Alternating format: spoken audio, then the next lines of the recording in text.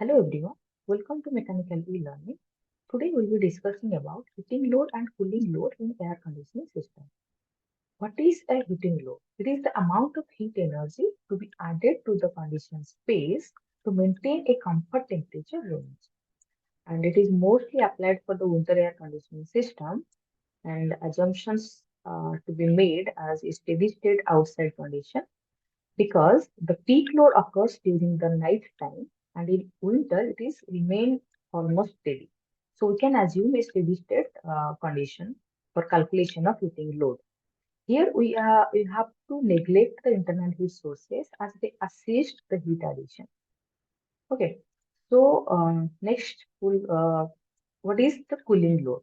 So it is the amount of heat energy to be removed from the conditioned space to maintain a adequate temperature range. And it is mostly applied for the summer air conditioning system. Here we have to assume the unsteady outside condition as the solar radiations may vary and there are other factors also. Here, the internal heat sources we have to consider as they add the heat energy for the cooling load calculation. To calculate the heating or cooling load, one should have the information about the indoor and outdoor conditions, the building type, and the specification of conditioned space, occupancy, and any equipments used in the conditioned space. So let's know about the factors affecting the heating and cooling load. So one is your external load. It includes heat transfer through building. Here, we have to consider what are the building types. Is there any skylight or what is the window type?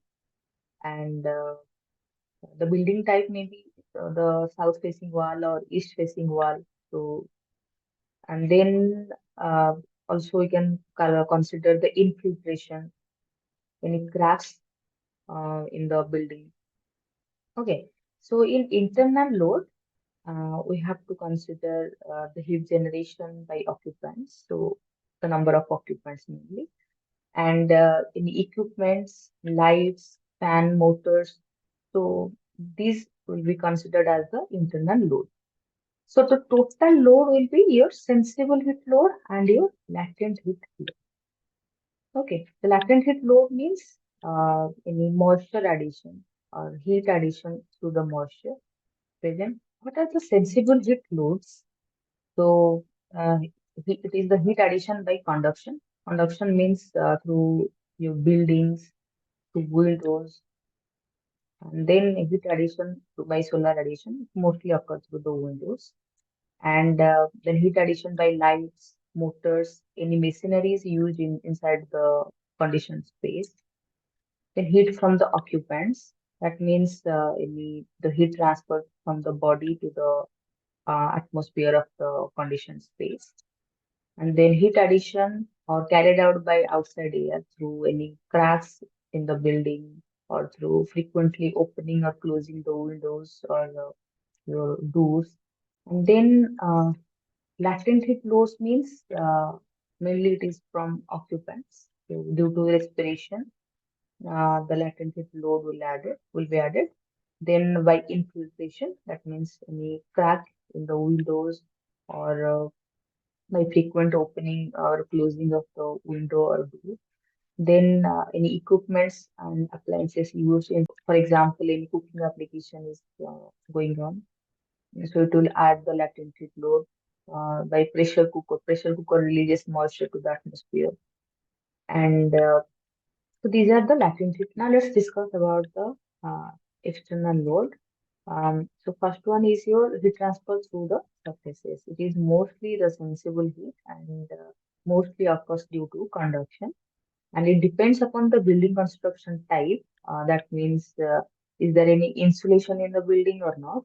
And the south facing wall or east facing wall, sunlit wall, and the window type and glass window or wooden window. And it also depends upon the time of the solar exposure, the duration of solar exposure. Then heat transfer through the roof, roofs, windows, floors. So it all will be considered as the heat transfer through surfaces. Here you can see in the image. Next is your heat transfer through penetration, that means through your glass window. And here the heat transfer occurs mostly due to conduction and radiation. Uh, Here we have to consider one thing that the radiated heat does not directly take part as a heating fluid. The radiated heat will be absorbed by the components present inside the condition space. And even if the sun is set, we also feel some warmth inside the room because of that. And next is your heat transfer through infiltration. Infiltration means is there any crack inside the room or frequent opening or closing of the windows and doors. So, so this occurs both sensible and latently. Next, what are the other factors? Other factors are the bypass factor of the cooling coil. That means if the bypass factor of the cooling coil is between 0 to 1, some ventilated air will be directly enter into the conditioned space without passing through the coil. So in that case, this will take part as a uh, sensible heat or latent heat addition. And then any fan present in the supply duct. So fan motor heat will be added as the uh, outside external heat. Then any leakage through the supply duct. So this will be also added. Let's discuss about the internal load. First one is the load due to occupants. So it will add both sensible and latent heat. Sensible heat means any heat transfer through the body and the uh, conditioned space, and latent heat means the latent heat will be added due to the respiration of the human body. And it also depends upon the hour of presence of the occupants and number of occupants present.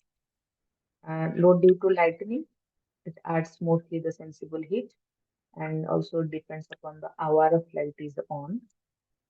Next is load due to any equipments and appliances, and it will add both sensible and latent.